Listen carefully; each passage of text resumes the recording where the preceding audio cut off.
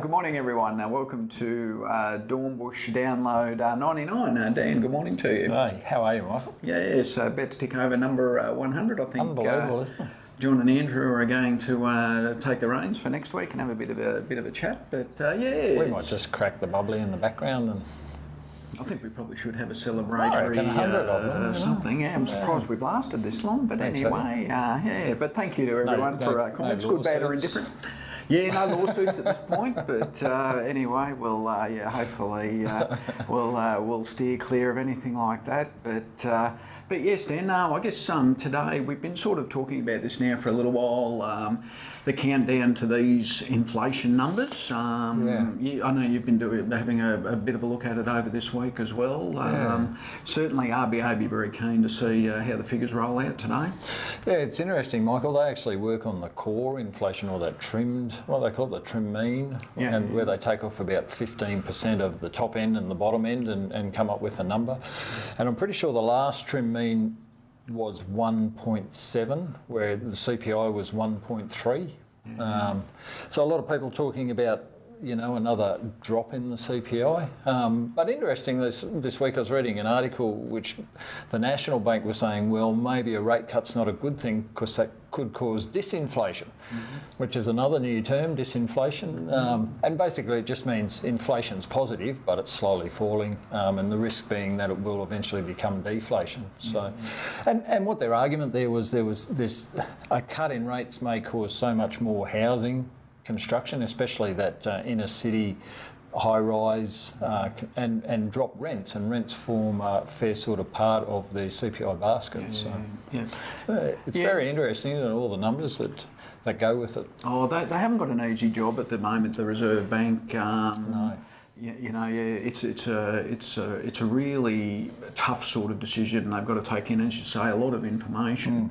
And certainly, they really do have to sit down and put their thinking caps on, because you're exactly right. More interest rate cuts can actually have a negative effect and create this even further sort of uncertainty, this sort of feeling that we really perhaps are in the crapper. So and of course too, all those self-funded retirees, going to get less and less in their term deposits, their savings accounts. So and that's quite interesting too, Michael, isn't it? Because term deposit rates actually coming up a little bit. So the bank's margins have got to start to get squeezed there, don't they? Because they've cut their rates. Mind you, they put up their lending rates a little bit, but to get that money in, they've had to increase their term deposit rates. So there is some squeezing going on. So reporting season next month, it's going to be interesting to see what comes out of CBA and Bendigo. That'll give us a bit of an indication for the other four banks then as well. So. Absolutely right, but no, the competition in that banking space, overseas competitors coming in,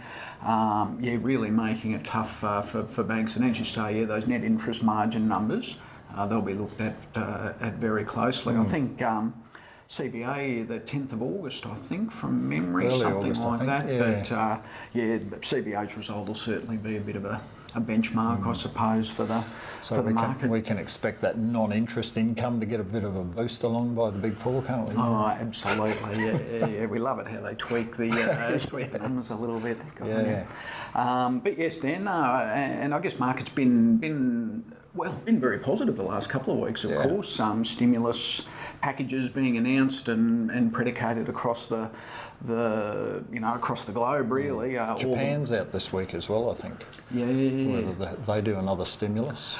That's right. Yeah, they're talking about this principle of helicopter money, where basically the analogy is you fly over the country in a helicopter and drop money out drop money out the window. So they've found that the quantitative easing, the buying of bonds and treasuries and that sort of thing still really hasn't helped the cause. So they're even getting a bit, I guess, more desperate potentially, and effectively, I think too, they also call it a citizen's dividend. So it's unbelievable. A whole lot of names.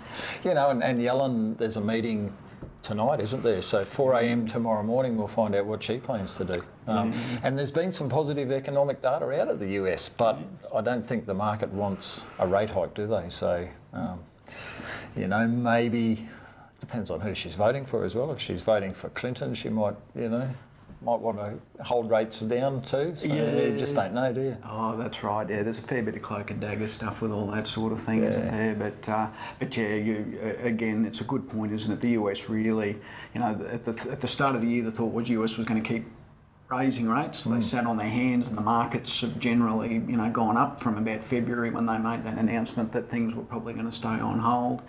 The Bank of England got together last week, and they've also flagged more interest rate cuts. They're at half of 1%. They're a little different now, though, aren't they, with the Brexit? They've got to try and stir the coffers a little bit there, don't they? Or get the economy going. Yeah, that's right. There's a few waves to crash over. I mean, they still haven't instigated Article 50 as yet. Do they have 12 months to be able to do that, or is it? Well, I think it's a certain time frame there that till they have to do it, isn't it? So. Yeah. Once I believe Theresa May, the new Prime Minister, has suggested that she wants to consult the Scottish and Northern Irish governments beforehand, or parliaments. Yep. But yes, once that article's signed, my understanding is they've got the 2 years to basically be out of the system. Yep.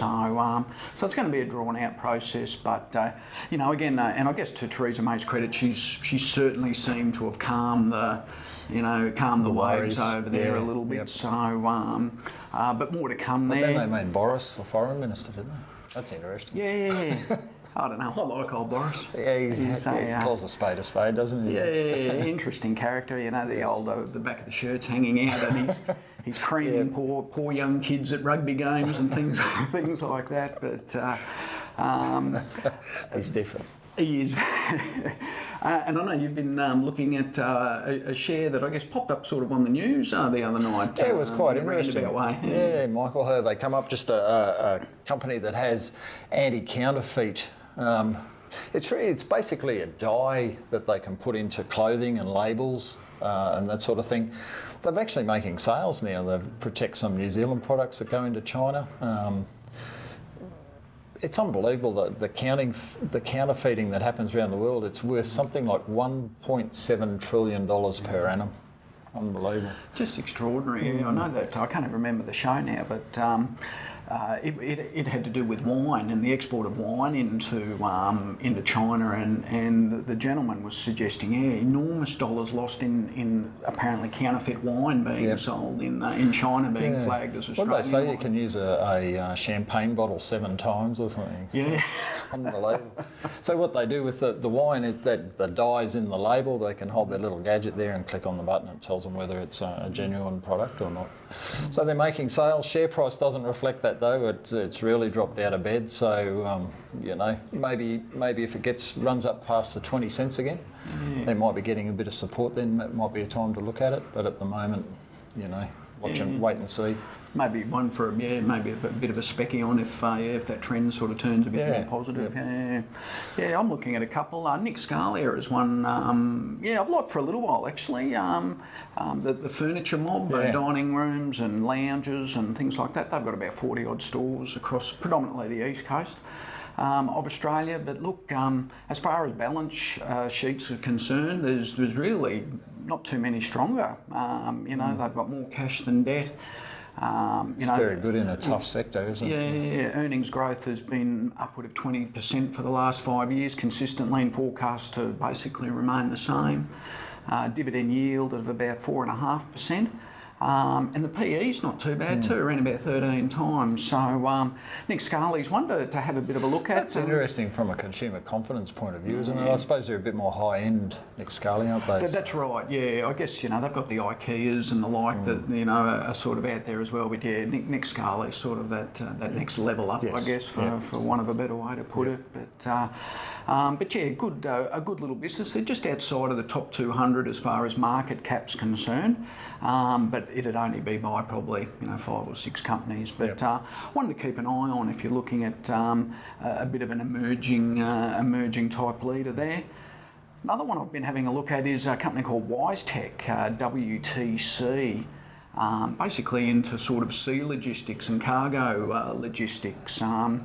again, more on the growthy end. PE at the moment's about 100 times earnings, so there's a lot of fat built into the share price, and if expectations aren't met, of course, they'll get a good old clobbering. That'll come back, yes. Yeah, but they increased their holding in a German company, Softship, up to 43%. So they've got a good exposure to that European area where a lot of the transportation is done via shipping. Via shipping, So again, one for the more growth orientated investors, WTC.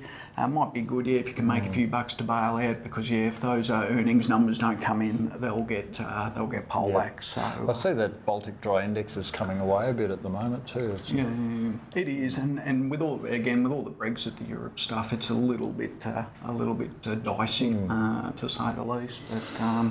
But I saw through the week too, Michael, that there was an article or a broker recommendation again on that Resat that we've spoken about before, come in with a value of 85 cents there, saying that's another one on the growth end of things. If if they're you like about a bit of 40. volatility, About 40 at the moment, they've been playing around the 40 the last couple of days. So. No, it's been and again, fantastic technology, isn't it? I know we've had a bit of a chat about that one in the past, but yes, Dan. So those inflation numbers out, I think, in the next 15 minutes or so. Yes. So that'll probably dictate how we travel this afternoon. But thanks again for watching. The big number 100 next week. But we'll see you next time. Cheers.